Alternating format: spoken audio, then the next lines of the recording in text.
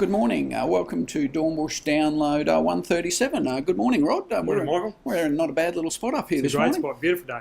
Absolutely. No, the weather's been tremendous, hasn't it? That's for sure.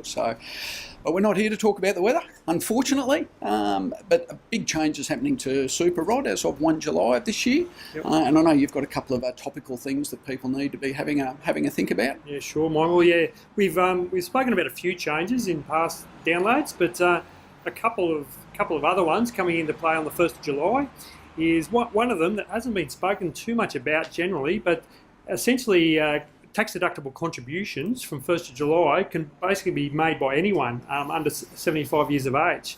So in the past, you've had to have an employer that's willing to salary sacrifice into super for you, or you've had to be self-employed and contribute into super. But now it's open to basically everyone that's under 75 from 1st of July. So that opens up the scope a lot for making tax-deductible contributions into super. So it makes it much more attractive. A couple of other things.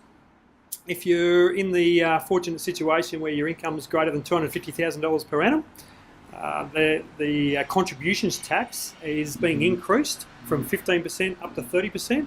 So that's not a great thing, but you just need to know that so you can potentially plan for it into the future, coming up to 30th of June and into next year. So that's an important one. So obviously, if you're under 250,000 income, any contributions, tax-deductible contributions that are going into super are taxed at 15%. So for people over that 250,000 threshold income, well, it's 30% from 1st of July. So another one, Michael, is it's relevant to anyone that's conducting what's called a transition to retirement strategy.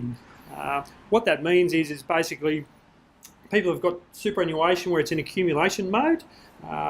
What they can do is transfer some of that or the majority of that over to, still in the superannuation system, but over into a pension phase where you can draw income. So say, for example, you're 60 years of age, you can set up a superannuation structure like that and draw a tax-free income out of that pension phase because you're 60 or older. And at the same time, you can salary sacrifice money into super and claim it as a tax deduction. So that's been a very beneficial strategy, tax-wise and income-wise, cash flow-wise, in the past. But come 1st of July, it changes to a certain extent where the pension, where it's in pension phase at the moment, anything it earns is totally tax-free. From 1st of July, anything it earns will be taxed at 15%. So it's taken the gloss off it a little bit. It's still, in most cases, still beneficial.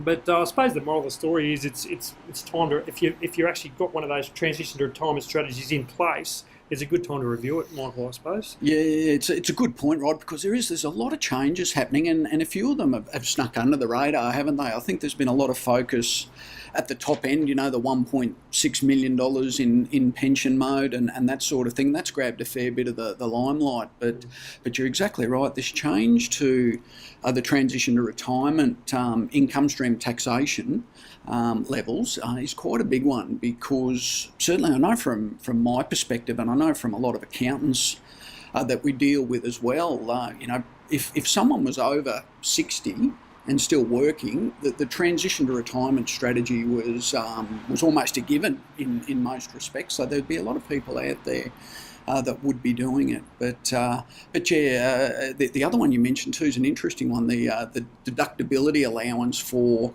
everyone, effectively, by putting money into super. I think the old rule used to be something like, was it 10% or less of your assessable income had to be from eligible employment? That's right. That's right. It was always a bit of a tricky one to police and determine come tax time. So this has made it very much simpler.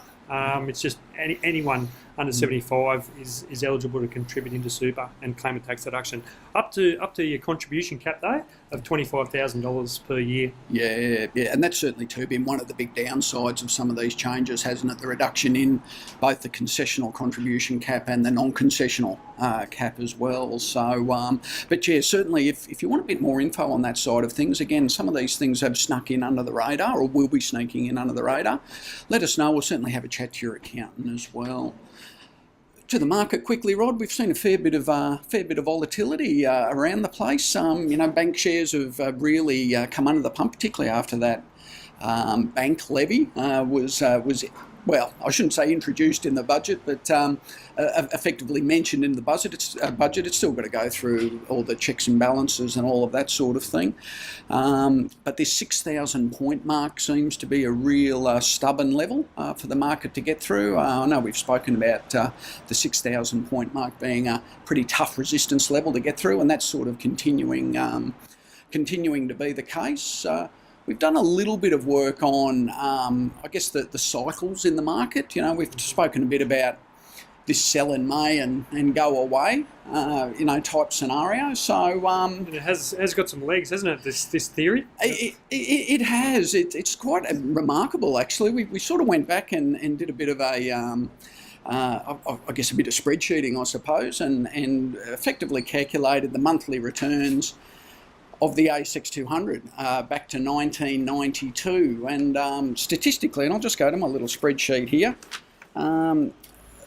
June is historically the worst month for the market.